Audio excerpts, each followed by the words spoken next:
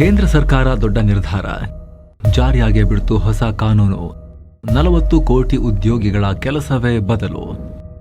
ಸ್ನೇಹಿತರೆ, ಕೇಂದ್ರ ಸರ್ಕಾರ ಕಡೆಗೂ ಒಂದು ದೊಡ್ಡ ಹೆಜ್ಜೆ ಇಟ್ಟಿದೆ. ರೈತ ಮಸೂದೆಗಳ ರೀತಿಯಲ್ಲೇ ಪಾಸ್ ಮಾಡಿಕೊಂಡು ಇಟ್ಟಿದ್ದ, ಜಾರಿ ಮಾಡ್ಲೋ ಬೇಡವೋ ಅಂತ ಲೆಕ್ಕಾಚಾರದಲ್ಲಿ ಕೂತಿದ್ದ ಕಾರ್ಮಿಕ ಕಾನೂನುಗಳನ್ನ ದೇಶಾದ್ಯಂತ ಕಡೆಗೂ ಜಾರಿಗೆ ತರಲಾಗಿದೆ. ಭರ್ತಿ 4 ವರ್ಷಗಳ ಬಳಿಕ ಇದು ಜಾರಿಗೆ ಬಂದಿದ್ದು ದೇಶದ 40 ಕೋಟಿ ಜನರ ಕೆಲಸದ ದಿಕ್ಕೇ ಈಗ ಬದಲಾಗುತ್ತೆ. ಸಣ್ಣ ಕೂಲಿ ಕೆಲಸದಿಂದ ಹಿಡಿದು gig workers, factory workers, IT ಹೀಗೆ ಎಲ್ಲರ ಜಾಬ್ ರೂಲ್ ಚೇಂಜ್ ಆಗಿದೆ.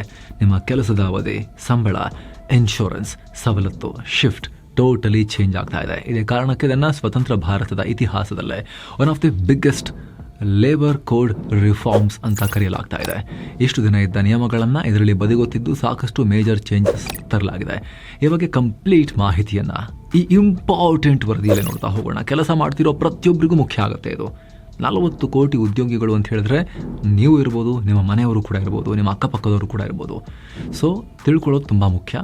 ಡೀಟೇಲ್ ಆಗಿ ನೋಡ್ತಾ ಹೋಗೋಣ, ಕಡೆ ತನಕ ಗಮನ ಕೊಟ್ಟು ನೋಡ್ತಾ ಹೋಗಿ ಸ್ನೇಹಿತರೆ. ಹಾಗೆ ಮೆಂಬರ್ ಓನ್ಲಿ ಸೀರೀಸ್ ನಲ್ಲಿ ಪಬ್ಲಿಷ್ ಆಗ್ತಿರೋ ಸಾಲು ಪ್ರತ್ಯೇಕ ವರದಿಯನ್ನ, ವಿಡಿಯೋಸ್ ಅನ್ನ ನೀವು ಕೂಡ ನೋಡೋಕೆ ವಿಡಿಯೋ ಕೆಳಗಿರೋ ಜಾಯಿನ್ ಬಟನ್ ಮೂಲಕ ಮಸ್ತ್ ಮಗ ಪ್ರೀಮಿಯಂ ಮೆಂಬರ್ಶಿಪ್ ಫ್ಯಾಮಿಲಿಗೆ ಜಾಯಿನ್ ಆಗಬಹುದು. ಏನಿದು ಹೊಸ ಕಾನೂನು ಸ್ನೇಹಿತರೆ? ನವೆಂಬರ್ 21 ಶುಕ್ರವಾರ ಸಂಜೆ ಕೇಂದ್ರ ಸರ್ಕಾರ ಇದನ್ನ ಇಂಪ್ಲಿಮೆಂಟ್ ಮಾಡಿದ್ದೀವಿ ಅಂತ ಅಧಿಕೃತವಾಗಿ ಘೋಷಣೆ ಹೊರಡಿಸಿದೆ. ದೇಶದ 40 ಕೋಟಿ ಉದ್ಯೋಗಿಗಳಿಗೆ ಇದನ್ನ ಜಾರಿ ತರಲಾಗಿದೆ. ಇದುವರೆಗೂ ಇದ್ದ 29 ಲೇಬರ್ ಲಾಗಳನ್ನು ತೆಗೆದುಹಾಕಿ ಆ ಜಾಗಕ್ಕೆ ಹೊಸದಾಗಿ 4 ಲೇಬರ್ ಕೋಡ್ಗಳನ್ನು ತಂದಿದ್ದಾರೆ. ಹಾಗೆ ನೋಡಿದ್ರೆ 2020 ಇದನ್ನು ಪಾಸ್ ಮಾಡಿದ್ರು. ಆದರೆ ನಾನಾ ಕಾರಣಗಳಿಂದ, ಪ್ರತಿಭಟನೆಗಳ ಭೀತಿಯಿಂದ ಸರ್ಕಾರ ಇದನ್ನು ಜಾರಿ ಮಾಡೋಕೆ ಹೋಗಿರಲಿಲ್ಲ. ಅಫ್ಕೋರ್ಸ್ ಈಗಲೂ ಕೂಡ ಕಾರ್ಮಿಕ ಸಂಘಟನೆಗಳು ಇದರ ವಿರುದ್ಧ ದೇಶಾದ್ಯಂತ ಪ್ರತಿಭಟನೆ ಮಾಡೋದಾಗಿ ಹೇಳ್ತಿವೆ. ಕೆಲ ಸಂಘಟನೆಗಳು ಇದನ್ನು ಸ್ವಾಗತ ಮಾಡಿದ್ರೆ ಮತ್ತೆ ಕೆಲ ಸಂಘಟನೆಗಳು ವಿರೋಧ ಮಾಡ್ತಿವೆ. ಆದರೆ ಇಷ್ಟರ ನಡುವೆನೂ ಕೂಡ ಸರ್ಕಾರ ಇದನ್ನು ಜಾರಿ ತಂದಿದೆ. ಈ ಬಗ್ಗೆ ಮಾಹಿತಿ ಕೊಟ್ಟಿರೋ ಕೇಂದ್ರ ಸರ್ಕಾರ ಇದು ಉದ್ಯೋಗಿಗಳಿಗೆ ನಮ್ಮ ಗ್ಯಾರಂಟಿ ಅಂತ ಹೇಳಿದೆ. ಯುವಕರಿಗೆ ಅಪಾಯಿಂಟ್ಮೆಂಟ್ ಗ್ಯಾರಂಟಿ, ಉದ್ಯೋಗಿಗಳಿಗೆ ಉತ್ತಮ ಸಂಬಳದ ಗ್ಯಾರಂಟಿ, ಮಹಿಳೆಯರಿಗೆ ಸಮಾನ ಸಂಬಳದ ಗ್ಯಾರಂಟಿ, ಬೇಗ ವೇತನ ಸಿಗೋ ಗ್ಯಾರಂಟಿ, ನಿರ್ಲಕ್ಷಿತ ಉದ್ಯೋಗಿಗಳಿಗೆ ಭರವಸೆಯ ಗ್ಯಾರಂಟಿ, ಒಟ್ಟಾರೆ 40 ಕೋಟಿ ಉದ್ಯೋಗಿಗಳಿಗೆ ಸಿಗೋ ಭರ್ಜರಿ ಗ್ಯಾರಂಟಿ ಅಂತ ಲೇಬರ್ ಮಿನಿಸ್ಟರ್ ಮನ್ಸುಖ್ ಮಾಂಡವಿಯಾ ಹೇಳಿದ್ದಾರೆ. ಹಾಗೆ ಕೇಂದ್ರ ಸರ್ಕಾರ ಕೂಡ ಇದು ಆತ್ಮನಿರ್ಭರ ಭಾರತಕ್ಕೆ, ಕಾರ್ಮಿಕರ ಅಭ್ಯುದಯಕ್ಕೆ, ದೇಶದ ಆರ್ಥಿಕತೆಯನ್ನು ಇಂಪ್ರೂವ್ ಮಾಡೋಕ್ಕೆ ದೊಡ್ಡ ಹೆಲ್ಪ್ ಮಾಡುತ್ತೆ ಅಂತ ಹೇಳಿದೆ. ಇದರ ಅಡಿಯಲ್ಲಿ 4 ಕೋಡ್ಗಳನ್ನು ಜಾರಿಗೆ ತರಲಾಗಿದೆ. ಅದನ್ನು ಒಂದು ವೇತನ ಸಂಹಿತೆ 2019 ಅಥವಾ ದಿ ಕೋಡ್ ಆನ್ ವೇಜಸ್ 2019, ಎರಡನೇದು ಕೈಗಾರಿಕಾ ಸಂಬಂಧಗಳ ಸಂಹಿತೆ 2020 ಅಥವಾ ದಿ ಇಂಡಸ್ಟ್ರಿಯಲ್ ರಿಲೇಷನ್ಸ್ ಕೋಡ್ 2020, ಮೂರನೇದು ಸಾಮಾಜಿಕ ಭದ್ರತಾ ಸಂಹಿತೆ 2020 ಅಥವಾ the code on social security 2020. Next 4ನೇದು ಉದ್ಯೋಗಿಗಳ ಸುರಕ್ಷತೆ, ಆರೋಗ್ಯ ಮತ್ತು ದುಡಿಯುವ ಪರಿಸ್ಥಿತಿಗಳ ಸಂಹಿತೆ 2020 ಅಥವಾ the occupational safety, health and working conditions code 2020 ಅಂತ. ಬದಲಾವಣೆ ಏನು, ಇದರಲ್ಲಿ ಯಾವ ವರ್ಕರ್ಗಳಿಗೆ ಏನೇನು ಪ್ರಯೋಜನ ಅಂತ ಆಮೇಲೆ ಡೀಟೇಲ್ ಆಗಿ ಎಕ್ಸ್ಪ್ಲೇನ್ ಮಾಡ್ತೀವಿ. ಆದರೆ ಮೊದಲು ಇಲ್ಲಿ ಏನೇನು ಚೇಂಜಸ್ ಆಗಿದೆ ಅಂತ ಕ್ವಿಕ್ ಆಗಿ ನೋಡ್ತಾ ಹೋಗಬೇಕು. ಮೊದಲನೇದಾಗಿ ನೇಮಕಾತಿಗೆ ಸಂಬಂಧಪಟ್ಟಂತೆ ರೂಲ್ ಚೇಂಜ್ ಆಗಿದೆ. ಮುಂಚೆ ಅಪಾಯಿಂಟ್ಮೆಂಟ್ ಲೆಟರ್ ಮ್ಯಾಂಡೇಟರಿ ಇರಲಿಲ್ಲ, ಇಷ್ಟ ಇದ್ರೆ ಕೊಡ್ತಿದ್ರು, ಇಲ್ಲ ಅಂದ್ರೆ ಇಲ್ಲ. ಆದರೆ ಈಗ ಎಲ್ಲ ಕಾರ್ಮಿಕರಿಗೂ ಕೂಡ ಅಪಾಯಿಂಟ್ಮೆಂಟ್ ಲೆಟರ್ ಕೊಡೋದು ಕಡ್ಡಾಯ. ರಿಟರ್ನ್ ಪ್ರೂಫ್ ಇದ್ರೆ ಕೆಲಸಕ್ಕೆ ಸೆಕ್ಯೂರಿಟಿ ಇರುತ್ತೆ, ಉದ್ಯೋಗಿಗಳಿಗೂ ಹಕ್ಕಿರುತ್ತೆ, ಪಾರದರ್ಶಕತೆ ಇರುತ್ತೆ. ಹೀಗಾಗಿ ಅಪಾಯಿಂಟ್ಮೆಂಟ್ ಲೆಟರ್ ಕಡ್ಡಾಯ ಅಂತ ಸರ್ಕಾರ ಹೇಳಿದೆ. ಎರಡನೇದು ಉದ್ಯೋಗಿಗಳ ಸುರಕ್ಷತೆ. ಮುಂಚೆ ಲಿಮಿಟೆಡ್ ಸೋಷಿಯಲ್ ಸೆಕ್ಯೂರಿಟಿ ಕವರೇಜ್ ಇರ್ತಾ ಇತ್ತು. PF, ESIC, ಇನ್ಶೂರೆನ್ಸ್ ಇವೆಲ್ಲ ಕೆಲ ಉದ್ಯೋಗಿಗಳಿಗೆ ಮಾತ್ರ ಸೀಮಿತವಾಗಿರುತ್ತಿತ್ತು. ಈಗ 2020 ಸೋಷಿಯಲ್ ಸೆಕ್ಯೂರಿಟಿ ಕೋಡ್ ಅನ್ವಯ ಎಲ್ಲ ಉದ್ಯೋಗಿಗಳಿಗೂ ಕೂಡ, ಎಂಪ್ಲಾಯಿ ಆಗಿ ಜಾಯಿನ್ ಆಗಿರೋ ಪ್ರತಿಯೊಬ್ಬರಿಗೂ ಕೂಡ PF, ESIC, ಇನ್ಶೂರೆನ್ಸ್ ಕಡ್ಡಾಯ ಮಾಡಿದ್ದಾರೆ. ಕಂಪನಿಗಳಲ್ಲಿ, ಫ್ಯಾಕ್ಟರಿಗಳಲ್ಲಿ ಕೆಲಸ ಮಾಡೋರಿಗೆ ಮಾತ್ರ ಅಲ್ಲ, ಗಿಗ್ ಮತ್ತು ಪ್ಲಾಟ್ಫಾರ್ಮ್ ವರ್ಕರ್ಸ್ಗೂ ಕೂಡ ಇರಬೇಕು ಅಂತ ಹೇಳಿದ್ದಾರೆ. ಗಿಗ್ ಮತ್ತು ಪ್ಲಾಟ್ಫಾರ್ಮ್ ವರ್ಕರ್ಸ್ ಅಂದರೆ ಕ್ಯಾಬ್ ಡ್ರೈವರ್ಗಳಿಗೆ, ಅಮೆಜಾನ್, ಫ್ಲಿಪ್ಕಾರ್ಟ್ ಡೆಲಿವರಿ ಮಾಡೋರಿಗೆ, ಫುಡ್ ಡೆಲಿವರಿ ಮಾಡೋರಿಗೆ, ಪ್ಲಂಬರ್ಗಳು, ಎಲೆಕ್ಟ್ರಿಷಿಯನ್ಸ್, ಹೀಗೆ ಎಲ್ಲರಿಗೂ ಸೋಷಿಯಲ್ ಸೆಕ್ಯೂರಿಟಿ ಕವರೇಜ್ ಕೊಡಬೇಕು ಅಂತ ಈ ಕಾನೂನು ಹೇಳಿದೆ. ನೆಕ್ಸ್ಟ್ ವೇತನ, ಇದು ತುಂಬಾ ಇಂಪಾರ್ಟೆಂಟ್. ಇಷ್ಟು ದಿನ ಕನಿಷ್ಠ ವೇತನ ಅನ್ನೋದು ಬರೀ ಒಂದಷ್ಟು ಕೈಗಾರಿಕೆಗಳಿಗೆ, ಇನ್ನೊಂದಷ್ಟು ಉದ್ಯೋಗಗಳಿಗೆ ಮಾತ್ರ ಸೀಮಿತವಾಗಿತ್ತು. ಇಷ್ಟ ಬಂದ ಹಾಗೆ ವೇತನ ಕೊಡಲಾಗ್ತಿತ್ತು. ಆದ್ರೆ ಈಗ 2019 ವೇತನ ಸಂಹಿತೆ ಅಡಿಯಲ್ಲಿ ಎಲ್ಲ ಕಾರ್ಮಿಕರಿಗೂ ಶಾಸನಬದ್ಧವಾಗಿ ಮಿನಿಮಮ್ ಸಂಬಳ ಸಿಗಬೇಕು ಅಂತ ಹೇಳಲಾಗಿದೆ. ಸ್ನೇಹಿತರೆ, ಇನ್ನಷ್ಟು ಕೆಲಸಕ್ಕೆ ಸಂಬಂಧಪಟ್ಟಂತೆ ಮುಖ್ಯವಾಗಿರೋ ಬದಲಾವಣೆಗಳನ್ನು ನೋಡೋಕ್ಕಿಂತ ಮುಂಚೆ ಒಂದು ಇಂಪಾರ್ಟೆಂಟ್ ವಿಚಾರ ಸ್ನೇಹಿತರೆ. ಸರ್ಕಾರ ಏನೇ ರೂಲ್ಸ್ ಮಾಡಿದ್ರು ಕೂಡ ಅದರಲ್ಲಿ ಲಿಮಿಟೇಷನ್ಸ್ ಇರುತ್ತೆ, ಸಣ್ಣ ಪುಟ್ಟ ಬೆನಿಫಿಟ್ ಅಷ್ಟೇ ಸಿಗುತ್ತೆ. ಆದರೆ ಟರ್ಮ್ ಮತ್ತು ಹೆಲ್ತ್ ಇನ್ಶೂರೆನ್ಸ್ನ ಬೆನಿಫಿಟನ್ನು ಯಾವ ಸರ್ಕಾರದ ಸ್ಕೀಮ್ ಕೂಡ ಮ್ಯಾಚ್ ಮಾಡೋಕ್ಕಾಗಲ್ಲ. ಸ್ನೇಹಿತರೆ, ದುಡಿತಾ ಇರೋ ವ್ಯಕ್ತಿಗೆ ಏನಾದರೂ ಹೆಚ್ಚು ಕಮ್ಮಿ ಆಯಿತು ಅಂತ ಹೇಳಿದ್ರೆ ಅವರ ಫ್ಯಾಮಿಲಿಗೆ ಕೋಟಿಗಳ ಲೆಕ್ಕದಲ್ಲಿ ಲಂಸಮ್ ಅಮೌಂಟ್ನ ಆರ್ಥಿಕ ಭದ್ರತೆ ಕೊಡೋಕೆ ಸಾಧ್ಯ ಆಗೋದು ಟರ್ಮ್ ಇನ್ಶೂರೆನ್ಸ್ನಿಂದ ಮಾತ್ರ ಸಾಧ್ಯ. 400-500 ರೂಪಾಯಿಗೆಲ್ಲ ತಿಂಗಳಿಗೆ ಟರ್ಮ್ ಇನ್ಶೂರೆನ್ಸ್ ಮಾಡಿಸಿದಾಗ 1 ಕೋಟಿ ರೂಪಾಯಿವರೆಗೂ ಕವರೇಜ್ ತಗೋಬಹುದು. 700-800 ರೂಪಾಯಿಗೆಲ್ಲ 2 ಕೋಟಿ ರೂಪಾಯಿವರೆಗೂ ಕವರೇಜ್ ತಗೋಬಹುದು. ಏಜ್ ಮೇಲೆ ಡಿಪೆಂಡ್ ಆಗುತ್ತೆ. ನೀವು ಇನ್ನೂ ಕೂಡ ಮಾಡಿಸಿಲ್ಲ ಅಂದರೆ ಡಿಸ್ಕ್ರಿಪ್ಷನ್ ಹಾಗೂ ಪಿನ್ ಮಾಡಿರೋ ಕಾಮೆಂಟಲ್ಲಿ ಲಿಂಕನ್ನು ಕೊಟ್ಟಿರ್ತೀವಿ. ಈಗ GST ಕೂಡ 0 ಆಗಿದೆ, ಆಫರ್ ಕೂಡ ನಡೀತಾ ಇದೆ, ಆಸಕ್ತರು ಚೆಕ್ ಮಾಡ್ಬೋದು. ಹಾಗೆ ನಿಮ್ಮ ಫ್ಯಾಮಿಲಿಗೆ ಆರೋಗ್ಯದ ಭದ್ರತೆನ ಒದಗಿಸೋಕೆ 20 ಲಕ್ಷ, 50 ಲಕ್ಷ, 1 ಕೋಟಿ ಈ ರೀತಿ ಹೆಲ್ತ್ ಇನ್ಶೂರೆನ್ಸ್ ಕೂಡ ನೀವು ಮಾಡಿಸ್ಬೋದು. ನೀವು ಒಂದು ತಿಂಗಳಲ್ಲಿ ನಿಮ್ಮ ಆರೋಗ್ಯ ಹಾಳು ಮಾಡೋ ಸ್ನ್ಯಾಕ್ಸಿಗೆ ಮಾಡೋ ಖರ್ಚಲ್ಲಿ ನಿಮಗೆ ಹೆಲ್ತ್ ಇನ್ಶೂರೆನ್ಸ್ ಬಂದೇ ಬಿಡುತ್ತೆ. ಡಿಸ್ಕ್ರಿಪ್ಷನ್ ಮತ್ತು ಪಿನ್ ಮಾಡಿರೋ ಕಾಮೆಂಟ್ನಲ್ಲಿ ಎರಡೂ ಲಿಂಕನ್ನು ಕೊಟ್ಟಿರ್ತೀವಿ. ಸ್ನೇಹಿತರೆ, ಟರ್ಮ್ ಇನ್ಶೂರೆನ್ಸ್ ಮಾಡಿಸೋ ಮೂಲಕ ದುಡಿತಾ ಇರೋ ವ್ಯಕ್ತಿ ಇಲ್ಲ ಅಂತಾದರೆ ಫ್ಯಾಮಿಲಿಗೆ ಆರ್ಥಿಕ ಭದ್ರತೆ, ಹೆಲ್ತ್ ಇನ್ಶೂರೆನ್ಸ್ ಮಾಡೋ ಮೂಲಕ ಫ್ಯಾಮಿಲಿಗೆ ಹಾಸ್ಪಿಟಲ್ ಬಿಲ್ನ ಭಯ ಹೋಗಲಾಡಿಸೋಕೆ ನೀವು ಕೂಡ ಡಿಸ್ಕ್ರಿಪ್ಷನ್ ಮತ್ತು ಪಿನ್ ಮಾಡಿರೋ ಕಾಮೆಂಟ್ ಚೆಕ್ ಮಾಡಿ ಆಸಕ್ತರು ಅಪ್ಲೈ ಮಾಡಿ. ಬನ್ನಿ ಕಂಟಿನ್ಯೂ ಮಾಡೋಣ. ಹಾಗೆ ಹೆಲ್ತ್ ಕೇರ್. ಮುಂಚೆ ಕೆಲಸ ಮಾಡೋರು ತಮ್ಮ ಕಾರ್ಮಿಕರಿಗೆ ಫ್ರೀಯಾಗಿ ಮೆಡಿಕಲ್ ಚೆಕಪ್ ಮಾಡಿಸಬೇಕು ಅಂತ ಕಡ್ಡಾಯ ಇರಲಿಲ್ಲ. ಅವರ ಆರೋಗ್ಯದ ಕಂಡೀಷನ್ ಮಾನಿಟರ್ ಮಾಡಬೇಕು ಅಂತಲೂ ಕಾನೂನು ಇರಲಿಲ್ಲ. ಈಗ ಕೆಲಸ ಕೊಟ್ಟಿರೋ ಉದ್ಯೋಗದಾತರು 40 ವರ್ಷಕ್ಕಿಂತ ಮೇಲ್ಪಟ್ಟ ಎಲ್ಲ ಕಾರ್ಮಿಕರಿಗೆ ಉಚಿತವಾಗಿ ಮತ್ತು ಕಡ್ಡಾಯವಾಗಿ ಪ್ರತಿ ವರ್ಷ ಅವರ ಆರೋಗ್ಯ ತಪಾಸಣೆ ನಡೆಸಬೇಕು. ಕಾಲಕಾಲಕ್ಕೆ ಅವರ ಆರೋಗ್ಯದ ಬಗ್ಗೆ ತಿಳ್ಕೋಬೇಕು ಅಂತ ಹೇಳಿದೆ. ಆರೋಗ್ಯವಂತ ಕಾರ್ಮಿಕರ ದೇಶ ಕಟ್ಟೋಕೆ ಇದರಿಂದ ಸಾಧ್ಯವಾಗುತ್ತೆ ಅಂತ ಹೇಳಿದೆ. ಸಕಾಲಕ್ಕೆ ವೇತನ. ಮುಂಚೆ ಸರಿಯಾದ ಟೈಮ್ಗೆ ವೇತನ ಕೊಡಬೇಕು ಅನ್ನೋದು ಕಡ್ಡಾಯ ಇರಲಿಲ್ಲ. 10ನೇ ತಾರೀಕು, 15ನೇ ತಾರೀಕು, 20ನೇ ತಾರೀಕು, ಇನ್ನು ಕೆಲ ಫ್ಯಾಕ್ಟ್ರಿಗಳಲ್ಲಿ ತಿಂಗಳಿಗೊಂದೊಂದು ರೂಲ್ ಇರ್ತಾ ಇತ್ತು. ಯಾವಾಗ ಬಂತೋ ಅವಾಗ ತಗೋಬೇಕು, ಆ ರೀತಿ ಇತ್ತು. ಟೈಮಿಗೆ ಕರೆಕ್ಟಾಗಿ ಎಲ್ಲೂ ಕೊಡ್ತಾ ಇರಲಿಲ್ಲ. ಕೆಲ ಕಡೆ ಸಂಬಳನೇ ಬರ್ತಾನೂ ಇರಲಿಲ್ಲ, ತಿಂಗಳಾನುಗಟ್ಟಲೆ 2-3 ತಿಂಗಳಾಗ್ತಾಯಿತ್ತು. ಆದ್ರೀಗ ಸಮಯಕ್ಕೆ ಸರಿಯಾಗಿ ವೇತನ ಕೊಡೋದನ್ನು ಕಡ್ಡಾಯ ಮಾಡಲಾಗಿದೆ. IT-ನಲ್ಲಂತೂ ಇದೇ ದಿನ ಕೊಡಬೇಕು ಅಂತ ಹೇಳಿದ್ದಾರೆ. ಅದನ್ನು ನಿಮಗೆ ನೆಕ್ಸ್ಟ್ ಎಕ್ಸ್ಪ್ಲೇನ್ ಮಾಡ್ತೇವೆ. ಸೊ ಉದ್ಯೋಗಿಗಳ ಆರ್ಥಿಕ ಭದ್ರತೆಯನ್ನು ಹೆಚ್ಚಿಸೋಕೆ, ಅವರ ಸ್ಟ್ರೆಸ್ ಲೆವೆಲ್ ಕಮ್ಮಿ ಮಾಡೋಕೆ, ಉದ್ಯೋಗಿಗಳ ಆತ್ಮಸ್ಥೈರ್ಯ ಕುಸಿಯದ ಹಾಗೆ ನೋಡ್ಕೊಳ್ಳೋಕೆ ಈ ರೂಲ್ ಹೆಲ್ಪ್ ಮಾಡುತ್ತೆ ಅಂತ ಸರ್ಕಾರದ ಹೇಳಿಕೆ. ಹಾಗೆ ಮಹಿಳೆಯರ ಕೆಲಸದ ಬಗ್ಗೆ ಕೂಡ ದೊಡ್ಡ ಆದೇಶ ಹೊರಬಿದ್ದಿದೆ. ಇಷ್ಟು ದಿನ ನೈಟ್ ಶಿಫ್ಟ್ನಲ್ಲಿ ಮತ್ತು ಒಂದಷ್ಟು ಕೆಲಸಗಳಿಗೆ ಮಹಿಳೆಯರನ್ನ ನಿರ್ಬಂಧಿಸಲಾಗ್ತಾ ಇತ್ತು. ಆದ್ರೀಗ ಮಹಿಳೆಯರು ಎಲ್ಲ ರೀತಿಯ ಕೆಲಸದಲ್ಲಿ ಎಲ್ಲ ಶಿಫ್ಟ್ಗಳಲ್ಲೂ ಕೆಲಸ ಮಾಡೋಕ್ಕೆ ಅನುಮತಿ ಇದೆ. ಆದರೆ ಇದು ಮಹಿಳೆಯರ ಸ್ವಂತ ಇಚ್ಛೆಯಿಂದ ಇರಬೇಕು. ಅದನ್ನು ಅವ್ರ ಮೇಲೆ ಹೇರುವ ಹಾಗಿರಬಾರ್ದು. ಅದನ್ನು ಜಸ್ಟ್ ಮಹಿಳೆಯರ ಆರ್ಥಿಕ ಸ್ಥಿತಿಯನ್ನು ಸುಧಾರಿಸೋಕೆ ಮಾತ್ರ ಜಾರಿಗೆ ತರ್ತಾ ಇದ್ದೀವಿ ನಾವು ಅಂತ ಸರ್ಕಾರ ಹೇಳಿದೆ. ಅವ್ರಿಗಿಷ್ಟ ಇದ್ದರೆ ಅವರದನ್ನು ತಗೋಬಹುದು, ಇಲ್ಲ ಅಂದರೆ ಇಲ್ಲ, ಒತ್ತಾಯ ಮಾಡೋ ಹಾಗಿಲ್ಲ. ESIC ಇದು ಎಂಪ್ಲಾಯೀಸ್ ಸ್ಟೇಟ್ ಇನ್ಶೂರೆನ್ಸ್ ಕಾರ್ಪೊರೇಷನ್. ESICನಲ್ಲೂ ಕೂಡ ಚೇಂಜಸ್ ಮಾಡಲಾಗಿದೆ. ಮುಂಚೆ ಕೆಲವೊಂದಿಷ್ಟು ಪ್ರದೇಶಗಳು ಸ್ಪೆಸಿಫಿಕ್ ಇಂಡಸ್ಟ್ರಿಗಳಲ್ಲಿ ಮಾತ್ರ ಇತ್ತು. ಒಂದು ಸಂಸ್ಥೆಯಲ್ಲಿ 10ಕ್ಕಿಂತ ಕಡಿಮೆ ಎಂಪ್ಲಾಯೀಸ್ ಇದ್ದರೆ ಅದನ್ನು ESIನಿಂದ ಹೊರಗಿಡಬಹುದಾಗಿತ್ತು.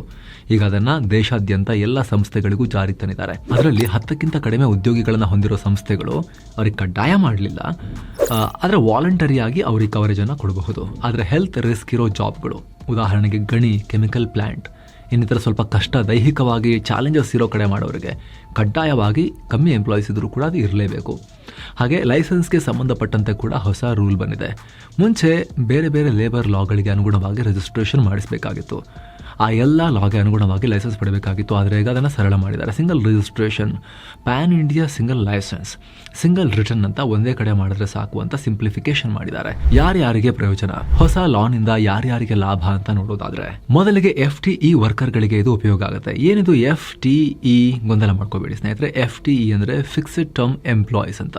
ನಿರ್ದಿಷ್ಟ ಅವಧಿಗೆ ಅಂತ ನೀವು ಅವರೊಂದಿಗೆ ಒಪ್ಪಂದ ಮಾಡ್ಕೊಂಡಿರ್ತೀರಲ್ಲ, ಕಾಂಟ್ರಾಕ್ಟ್ ವರ್ಕರ್ಸ್ ಅಂತ. ಫಾರ್ ಎಕ್ಸಾಂಪಲ್ 3 ತಿಂಗಳು, 6 ತಿಂಗಳು, 1 ವರ್ಷ, ಹೀಗೆ ಈ ಅವಧಿ ಮುಗಿಯೋವರೆಗೂ ಅವರು ಕೆಲಸ ಮಾಡ್ತಾರೆ. ಆಮೇಲೆ ಇದ್ರಿರ್ಬೋದು, ಹೋದರೆ ಹೋಗ್ಬೋದು. ಇಷ್ಟು ದಿನ ಇಂಥ ಕೆಲಸಗಾರರಿಗೆ ಸರಿಯಾದ ಸೌಲಭ್ಯ ಇರ್ತಾ ಇರಲಿಲ್ಲ. ಆದರೆ ಈಗ ಪರ್ಮನೆಂಟ್ ಉದ್ಯೋಗಿಗಳಿಗೆ ಏನೆಲ್ಲ ಹಕ್ಕಿದೆಯೋ ಅದೇ ಥರದ ಪ್ರಯೋಜನ ಇವರಿಗೂ ಕೂಡ ಸಿಗುತ್ತೆ. ಮುಂಚೆ 5 ವರ್ಷದ ತನಕ ಗ್ರಾಚ್ಯುಟಿ ಕೊಡ್ತಾ ಇರಲಿಲ್ಲ, 5 ವರ್ಷ ಆದಮೇಲೆ ಸಿಗ್ತಾ ಇತ್ತು. ಈಗ ಅದನ್ನು 1 ವರ್ಷಕ್ಕೆ ಇಳಿಸಿದ್ದಾರೆ.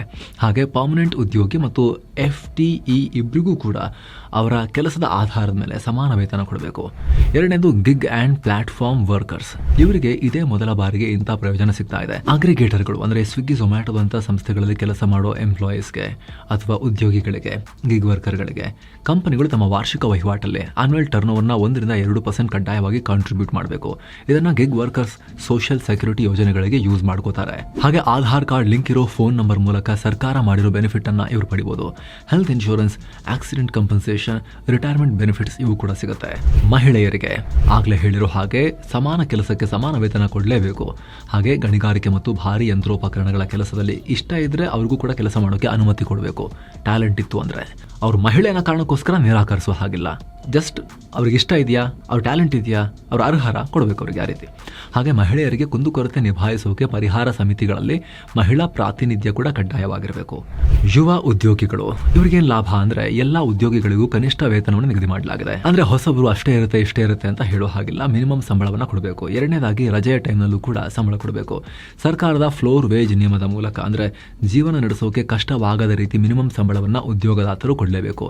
MSME ವರ್ಕರ್ಸ್, ಇನ್ನು ಸೂಕ್ಷ್ಮ, ಸಣ್ಣ ಮತ್ತು ಮಧ್ಯಮ ಉದ್ಯಮಗಳಲ್ಲಿ ಕೆಲಸ ಮಾಡಿರೋರಿಗೆ ಸಾಮಾಜಿಕ ಭದ್ರತಾ ಸಂಹಿತೆ 2022 ಅಡಿಯಲ್ಲಿ ಮಿನಿಮಮ್ ವೇತನ ಕೊಡಬೇಕು. ಎಲ್ಲ ಉದ್ಯೋಗಿಗಳಿಗೂ ಕೂಡ ಕ್ಯಾಂಟೀನ್, ಕುಡಿಯೋ ನೀರು ಮತ್ತು ವಿಶ್ರಾಂತಿ ಪ್ರದೇಶಗಳಂತಹ ಸೌಲಭ್ಯಗಳಿಗೆ ಪ್ರವೇಶ ಇರುತ್ತೆ. ಓವರ್ ಟೈಮ್ ಡ್ಯೂಟಿ ಮತ್ತು ಕೆಲಸ ಮಾಡಿದ ಅವಧಿಯನ್ನು ಮೈಂಡಲ್ಲಿಟ್ಕೊಂಡು ಸಂಬಳ ಕೊಡಬೇಕು. ಕರೆಕ್ಟ್ ಟೈಮ್ಗೆ ಇವ್ರಿಗೂ ಸಂಬಳ ಕೊಡಬೇಕಾಗುತ್ತೆ. ಬೀಡಿ ಮತ್ತು ಸಿಗರೇಟು ಕ್ಷೇತ್ರದಲ್ಲಿರೋ ಉದ್ಯೋಗಿಗಳು ಎಲ್ಲರಿಗೂ ಕನಿಷ್ಠ ವೇತನ ಕಂಪಲ್ಸರಿ. ದಿನಕ್ಕೆ 8 ರಿಂದ 12 ಗಂಟೆ ಕೆಲಸ ಮಾಡಬಹುದು. ಆದರೆ ಟೋಟಲ್ ವೀಕ್ಲಿ ವರ್ಕ್ ಅವರ್ಸ್ 48 ಗಂಟೆ, ಅದ್ರ ಮೇಲಲ್ಲ, 48 ಗಂಟೆಗಳ ತನಕ ಅಷ್ಟೇ. ಹೆಚ್ಚು ಮಾಡೋಕೆ ಇಷ್ಟ ಇದ್ರೆ ಉದ್ಯೋಗಿಯ ಇಚ್ಛೆ ಮೇಲೆ ಮಾಡಿಸ್ಬೋದು, ಆದರೆ ಅದಕ್ಕೆ ಹೆಚ್ಚಿನ ಸಂಬಳ ಕೊಡಬೇಕು. ಹಾಗೆ ವರ್ಷದಲ್ಲಿ 30 ದಿನ ಕೆಲಸ ಮಾಡಿದ್ರೂ ಕೂಡ ಅವರಿಗೆ ಬೋನಸ್ ಕೊಡಬೇಕು. ಪ್ಲಾಂಟೇಶನ್ ವರ್ಕರ್ಸ್ ಅಂದ್ರೆ ತೋಟಗಳಲ್ಲಿ ಕೆಲಸ ಮಾಡುವ ಕಾರ್ಮಿಕರಿಗೂ ಸರ್ಕಾರ ಹೊಸ ರೂಲ್ ತಂದಿದೆ. ಒಂದು ತೋಟದಲ್ಲಿ 10ಕ್ಕಿಂತ ಹೆಚ್ಚು ಕಾರ್ಮಿಕರಿದ್ರೆ ಅಥವಾ 5 ಅಥವಾ ಅದಕ್ಕಿಂತ ಹೆಚ್ಚು ಹೆಕ್ಟೇರ್ಗಳನ್ನ ಹೊಂದಿರುವ ತೋಟಗಳಿಗೆ ಅಂದ್ರೆ 12.35 ಎಕರೆ ಆಗುತ್ತೆ. ಅದಕ್ಕಿಂತ ದೊಡ್ಡ ತೋಟಗಳಿಗೆ ಆ ಲೇಬರ್ ಕೋಡ್ಗಳು ಅನ್ವಯ ಆಗ್ತವೆ. ಅವರಿಗೆ ಕೆಮಿಕಲ್ ಯೂಸ್ ಮಾಡೋಕೆ, ಸ್ಟೋರಿಂಗ್ ಮಾಡೋಕೆ, ಅಪಘಾತಗಳು ಆಗೋದ್ರಿಂದ ಬಚಾವಾಗೋಕೆ ಟ್ರೈನಿಂಗ್ ಕೊಡೋದು ಕಡ್ಡಾಯ. ಜೊತೆಗೆ ಈ ಕ್ಷೇತ್ರದಲ್ಲಿ ಕೆಲಸ ಮಾಡೋರು ಮತ್ತು ಅವರ ಮಕ್ಕಳಿಗೆ ESI medical facilities, education facilities ಸಿಗಲೇಬೇಕು ಅಂತ ಈ ಕಾನೂನು ಹೇಳ್ತಾ ಇದೆ. Audio visual and digital media workers, ಏನು ಟಿವಿ, ರೇಡಿಯೋ ಮತ್ತು ಡಿಜಿಟಲ್ ಮೀಡಿಯಾಗಳಲ್ಲಿ ಕೆಲಸ ಮಾಡೋರಿಗೂ ಕೂಡ ಸರ್ಕಾರ ಹೊಸ ರೂಲ್ ತಂದಿದೆ. ಇದರ ಅಡಿಯಲ್ಲಿ ಎಲೆಕ್ಟ್ರಾನಿಕ್ ಮಾಧ್ಯಮದಲ್ಲಿರೋ ಜರ್ನಲಿಸ್ಟ್ಗಳು, ಡಬ್ಬಿಂಗ್ ಕಲಾವಿದರು, ಸ್ಟಂಟ್ ಮಾಡೋರು ಮತ್ತು ಆಡಿಯೋ ವಿಜುವಲ್ ಮತ್ತು ಡಿಜಿಟಲ್ ಮೀಡಿಯಾದಲ್ಲಿ ಕೆಲಸ ಮಾಡೋರಿಗೆ ಪೂರ್ತಿ ಬೆನಿಫಿಟ್ ಇರುತ್ತೆ. ಉದ್ಯೋಗದಾತರು ಅಪಾಯಿಂಟ್ಮೆಂಟ್ ಲೆಟರ್ ಅನ್ನು ಕಡ್ಡಾಯವಾಗಿ ನೀಡಲೇಬೇಕು. ಸಮಯಕ್ಕೆ ಸರಿಯಾದ ವೇತನ ಕೊಡಬೇಕು. ನಿಗದಿತ ಕೆಲಸದ ಅವಧಿಗಿಂತ ಹೆಚ್ಚಿನ ಸಮಯ ಕೆಲಸ ಮಾಡಿದ್ರೆ ಅದಕ್ಕೆ ಕೆಲಸ ಮಾಡೋರು ಒಪ್ಪಿಗೆಯನ್ನು ಪಡೆಯಬೇಕು. ಜೊತೆಗೆ ಆ ಸಮಯಕ್ಕೆ ಸಾಮಾನ್ಯ ವೇತನ ದರಕ್ಕಿಂತ ಡಬಲ್ ವೇತನವನ್ನು ಕೊಡಬೇಕು ಆ ಎಕ್ಸ್ಟ್ರಾ ಅವರ್ಸ್ಗೆ ಅಂತ ಹೇಳಿದ್ದಾರೆ. ಗಣಿ ಕಾರ್ಮಿಕರು, ಇನ್ನು ವರ್ಕ್ ಲೈಫ್ ಬ್ಯಾಲೆನ್ಸ್ ಮಾಡೋಕೆ ಸಹಾಯ ಆಗುತ್ತೆ ಅಂತ ಹೇಳಿ ಗಣಿ ಕಾರ್ಮಿಕರ ಕೆಲಸದ ಅವಧಿಯನ್ನ ಪ್ರತಿ ವಾರಕ್ಕೆ 48 ಗಂಟೆ ಮೇಲೆ ಹೋಗೋ ಹಾಗಿಲ್ಲ. ದಿನಕ್ಕೆ 8 ರಿಂದ 12 ಗಂಟೆಗಳವರೆಗೂ ಕೂಡ ಕೆಲಸ ಮಾಡಬಹುದು. ಆದ್ರೆ ವಾರಕ್ಕೆ 48 ಗಂಟೆ ಮೀರೋ ಹಾಗಿಲ್ಲ. ಹಾಗೆ ಎಲ್ಲಾ ಕಾರ್ಮಿಕರಿಗೂ ಪ್ರತಿ ವರ್ಷ ಹೆಲ್ತ್ ಚೆಕ್ಅಪ್ ಕಡ್ಡಾಯ. ಹಾಗೆ ಕೆಮಿಕಲ್ ಪ್ಲಾಂಟ್ ಇನ್ನಿತರ ಅಪಾಯಕಾರಿ ವಸ್ತುಗಳ ಕೈಗಾರಿಕೆಗಳ ಕೆಲಸ ಮಾಡೋರಿಗೂ ರೂಲ್ಸ್ ಜಾರಿಯಾಗಿದೆ. ಈ ಸಂಸ್ಥೆಗಳಲ್ಲೂ ಕೂಡ ಮಹಿಳೆಯರು ಕೆಲಸ ಮಾಡೋಕೆ ಅರ್ಹರು. ಅದಕ್ಕೆ ತಕ್ಕಂತೆ ಮುನ್ನೆಚ್ಚರಿಕೆ ತಗೋಬೇಕು. ಸುರಕ್ಷಿತ ಮಾನದಂಡಗಳನ್ನ ಜಾರಿ ಮಾಡಲೇಬೇಕು. ಹಾಗೆ ಟೆಕ್ಸ್ಟೈಲ್ ವರ್ಕರ್ಸ್, ಇವರಿಗೆ ಈ ಇಂಡಸ್ಟ್ರಿಯಲ್ಲಿ ಕೆಲಸ ಮಾಡೋ ಪ್ರತಿಯೊಬ್ಬರಿಗೂ ಸಮಾನ ವೇತನ ಕೊಡಬೇಕು. ಅಂದ್ರೆ ಗುತ್ತಿಗೆ, ನೇರ ಕೆಲಸಗಾರರು ಇಬ್ಬರಿಗೂ ಸಮಾನ ವೇತನ ಕೊಡಬೇಕು. ವೆಲ್ಫೇರ್ ಬೆನಿಫಿಟ್ ಕೊಡಬೇಕು. ಹಾಗೆ PDS ಪೋರ್ಟಬಿಲಿಟಿ ಬೆನಿಫಿಟ್ ಇರುತ್ತೆ. ಅಂದ್ರೆ ಗುತ್ತಿಗೆ ಕಾರ್ಮಿಕರ ಕುಟುಂಬಕ್ಕೆ ಸಬ್ಸಿಡಿಯಲ್ಲಿ ರೇಷನ್ ಸಿಗುತ್ತೆ. ಇಲ್ಲೂ ಕೂಡ ಓವರ್ ಟೈಮ್ ವರ್ಕ್ ಮಾಡೋರಿಗೆ ಆ ಎಕ್ಸ್ಟ್ರಾ ಕೆಲಸದ ಅವಧಿಗೆ ಅವರಿಗೆ ರೆಗ್ಯುಲರ್ ವರ್ಕಿಗೆ ಎಷ್ಟು ಸಂಬಳ ಕೊಡುತ್ತೋ ಅದನ್ನು ಕ್ಯಾಲ್ಕುಲೇಟ್ ಮಾಡಿ ಈ ಅವರ್ಸ್ಗೆ ಡಬಲ್ ಪೇಮೆಂಟ್ ಕೊಡಬೇಕು ಅನ್ನೋ ರೀತಿಯಲ್ಲಿ ಪ್ರಾವಿಷನ್ ಕ್ರಿಯೇಟ್ ಮಾಡಲಾಗಿದೆ. IT ವರ್ಕರ್ಸ್, ಇನ್ನು IT ಉದ್ಯೋಗಿಗಳಿಗೆ ತಿಂಗಳ 7ನೇ ತಾರೀಕಿನ ಒಳಗಡೆ ಸ್ಯಾಲರಿ ಕ್ರೆಡಿಟ್ ಆಗಬೇಕು ಅಂತ ಕಡ್ಡಾಯವಾಗಿ ಹೇಳಿದ್ದಾರೆ. IT ಸೆಕ್ಟರ್ ನಲ್ಲಿ ಕೆಲಸ ಮಾಡೋ ಮಹಿಳೆಯರಿಗೆ ಹೆಚ್ಚಿನ ಸೌಲಭ್ಯವನ್ನ ಕೊಡಬೇಕು ಅಂತಲೂ ಹೇಳಲಾಗಿದೆ. ಸಮಾನ ಕೆಲಸಕ್ಕೆ ಸಮಾನ ವೇತನ, ಅಂದ್ರೆ ಪುರುಷ ಮತ್ತು ಮಹಿಳೆಯರಲ್ಲಿ ತಾರತಮ್ಯ ಮಾಡೋ ಹಾಗಿಲ್ಲ. IT ಕ್ಷೇತ್ರದಲ್ಲೂ ರಾತ್ರಿ ಪಾಳಿ ಮಾಡೋ ಆಸಕ್ತಿ ಇರೋ ಮಹಿಳೆಯರಿಗೆ ಅವಕಾಶ ಕೊಟ್ಟು ಹೆಚ್ಚಿನ ವೇತನ ಕೊಡಬೇಕು. ಕೆಲಸದ ಸ್ಥಳದಲ್ಲಿ ಕಿರುಕುಳ ತೊಂದರೆಗಳನ್ನ ತ್ವರಿತವಾಗಿ ಇತ್ಯರ್ಥ ಮಾಡೋಕೆ ಸಮಿತಿಗಳನ್ನ ರಚನೆ ಮಾಡಬೇಕು ಅಂತ ಹೇಳಲಾಗಿದೆ. ಡಾಕ್ ವರ್ಕರ್ಸ್, ಇದೇ ರೀತಿ ಬಂದರುಗಳಲ್ಲಿ ಕೆಲಸ ಮಾಡೋ ಕಾರ್ಮಿಕರು, ಶಿಪ್ ಲೋಡ್ ಅನ್ಲೋಡ್ ಮಾಡೋರಿಗೆ ಹೊಸ ಕಾನೂನಿನಲ್ಲಿ ಅವ್ರನ್ನ ಸೇರಿಸಿಕೊಳ್ಳಲಾಗಿದೆ. ಇವರಿಗೆ ಅಪಾಯಿಂಟ್ಮೆಂಟ್ ಲೆಟರ್ ಕೊಡೋದನ್ನು ಸರ್ಕಾರ ಮ್ಯಾಂಡೇಟರಿ ಮಾಡಿದೆ. ಇವರಿಗೆ ಫಾರ್ಮಲ್ ರೆಕಗ್ನಿಷನ್ ಮತ್ತು ಲೀಗಲ್ ಪ್ರೊಟೆಕ್ಷನ್ ಕೊಡಲಾಗಿದೆ. ಬೇರೆ ವಲಯಗಳ ಕಾರ್ಮಿಕರ ರೀತಿಯೇ ಪ್ರಾವಿಡೆಂಟ್ ಫಂಡ್, ಇನ್ಶೂರೆನ್ಸ್ ಬೆನಿಫಿಟ್ಗಳಿಗೆ ಇವರು ಅರ್ಹರಾಗಿರ್ತಾರೆ. ಮೆಡಿಕಲ್ ಬೆನಿಫಿಟ್, ಅಪಘಾತಗಳ ಸಂದರ್ಭಗಳಲ್ಲಿ ಫಸ್ಟ್ ಏಡ್, ಸೇಫ್ಟಿ ಮೆಷರ್ಸ್ ಅನ್ನ ಉದ್ಯೋಗಿಗಳು ಕಂಪಲ್ಸರಿ ಕೈಗೊಳ್ಳಬೇಕು. ಇನ್ನು ಇದೇ ವಲಯದಲ್ಲಿ ಮಹಿಳೆಯ ಒಪ್ಪಿಗೆಯ ಮೇರೆಗೆ ಆಕೆಗೆ ನೈಟ್ ಶಿಫ್ಟ್ ಕೆಲಸ ಕೊಡಬಹುದು. ಹಾಗೆ ಅದಕ್ಕೆ ಮಹಿಳೆಯರಿಗೆ ಹೆಚ್ಚು ಸ್ಯಾಲರಿ ಪಡೆಯೋಕ್ಕೂ ಹಕ್ಕಿರುತ್ತೆ. ರಫ್ತು ವಲಯದ ಕಾರ್ಮಿಕರು, ವಿದೇಶಕ್ಕೆ ಎಕ್ಸ್ಪೋರ್ಟ್ಸ್ ಮಾಡೋ ಕಂಪನಿಗಳಲ್ಲಿ ಕೆಲಸ ಮಾಡೋ ಕಾರ್ಮಿಕರು, IT, ಸಾಫ್ಟ್ವೇರ್ ಅಥವಾ ಏನೆಲ್ಲ ಭಾರತದಿಂದ ಹೋಗುತ್ತೋ ಹೊರಗಡೆ ಆ ಕ್ಷೇತ್ರದ ಕಾರ್ಮಿಕರು ಇದರಲ್ಲಿ ಬರ್ತಾರೆ. ಇಲ್ಲಿನ ಫಿಕ್ಸ್ಡ್ ಟರ್ಮ್ ಕಾರ್ಮಿಕರಿಗೆ ಗ್ರಾಚ್ಯುಯಿಟಿ, PF ಸೌಲಭ್ಯ ಹಾಗೆ ಇನ್ನು ಬೇಸಿಕ್ ಸೌಲಭ್ಯವನ್ನ ಕೊಡಬೇಕು. 180 ದಿನಗಳ ಕೆಲಸದ ನಂತರ ಎಲ್ಲ ವರ್ಕರ್ಸ್ಗೆ ವಾರ್ಷಿಕ ರಜೆ ತಗೊಳ್ಳೋ ಆಪ್ಷನ್ ಇದ್ದೇ ಇರುತ್ತೆ. ವೇತನ ಡಿಲೇ ಮಾಡಿ ಸತಾಯಿಸಬಾರದು. ಸರಿಯಾದ ಕಾರಣ ಕೊಡದೆ ಬೇಕಾಬಿಟ್ಟಿ ವೇತನ ಕಟ್ ಮಾಡೋದು ಕೂಡ ಆಗಬಾರದು. ಹಾಗೆ 500ಕ್ಕಿಂತ ಹೆಚ್ಚು ಉದ್ಯೋಗಿಗಳಿರೋ ಸಂಸ್ಥೆಗಳಲ್ಲಿ ಕಡ್ಡಾಯವಾಗಿ ಸುರಕ್ಷತಾ ಸಮಿತಿಗಳನ್ನ ಜಾರಿ ತರಬೇಕು. ಅಂದ್ರೆ ಉದ್ಯೋಗಿಗಳ ಸಮಸ್ಯೆಗಳನ್ನ ಅದರಲ್ಲಿ ಪರಿಹರಿಸಬೇಕು. ಸೊ ಫ್ರೆಂಡ್ಸ್, ಇದಾಗಿತ್ತು ಹೊಸ ಲೇಬರ್ ಕೋಡ್ಗಳ ಬಗ್ಗೆ ನಿಮಗೆ ಕ್ವಿಕ್ ಆಗಿ ಮಾಹಿತಿ ಕೊಡೋ ಪ್ರಯತ್ನ. Thank you so much. ಆಗ್ಲೇ ಹೇಳಿದ ಟರ್ಮ್ ಮತ್ತು ಹೆಲ್ತ್ ಇನ್ಶೂರೆನ್ಸ್ ಗಳ ಲಿಂಕ್ ಡಿಸ್ಕ್ರಿಪ್ಷನ್ ಮತ್ತು ಪಿನ್ ಮಾಡಿರೋ ಕಾಮೆಂಟ್ ನಲ್ಲಿದೆ. ನೀವು ಕೂಡ ನಿಮ್ಮ ಫ್ಯಾಮಿಲಿಗೆ ಆರ್ಥಿಕ ಭದ್ರತೆಯನ್ನು ಕೊಟ್ಟು ಎನ್ಶೋರ್ ಮಾಡೋಕೆ, ಗ್ಯಾರಂಟಿ ಮಾಡೋಕೆ ನೀವು ಟರ್ಮ್ ಇನ್ಶೂರೆನ್ಸ್ ಮಾಡಿಸಬಹುದು. ಅದೇ ರೀತಿ ಹಾಸ್ಪಿಟಲ್ ಬಿಲ್ಗಳಿಂದ ಪ್ರೊಟೆಕ್ಷನ್ ಕೊಡೋಕೆ ಹೆಲ್ತ್ ಇನ್ಶೂರೆನ್ಸ್ ಮಾಡಿಸ್ಬೋದು. ಸರ್ಕಾರಿ ಸ್ಕೀಮ್ಗಳ ಎಫೆಕ್ಟಿವ್ನೆಸ್ ಮತ್ತು ಇಂಪ್ಲಿಮೆಂಟೇಷನ್ ಎಷ್ಟಿದೆ, ಎಷ್ಟು ಕಷ್ಟ ಆಗುತ್ತೆ ನಿಮಗೆ ಚೆನ್ನಾಗುತ್ತೆ. ಹಾಗಾಗಿ ಯಾವತ್ತೂ ಕೂಡ ಪರ್ಸನಲ್ ಪ್ರೊಟೆಕ್ಷನ್ ಪ್ಲಾನ್ಗಳನ್ನು ಇಟ್ಕೊಂಡಿರೋದು ತುಂಬ ಮುಖ್ಯ. ಆಸಕ್ತರು ಮಿಸ್ ಮಾಡದೆ ಲಿಂಕ್ಗಳನ್ನು ಚೆಕ್ ಮಾಡಿ ಡಿಸ್ಕ್ರಿಪ್ಷನಲ್ಲಿ ಮತ್ತು ಪಿನ್ ಮಾಡಿರೋ ಕಾಮೆಂಟ್ನಲ್ಲಿ. Thank you so much. ಮತ್ತೆ ಭೇಟಿ ಆಗ್ತಿರೋಣ ಸ್ನೇಹಿತರೆ. ನಮಸ್ತೆ.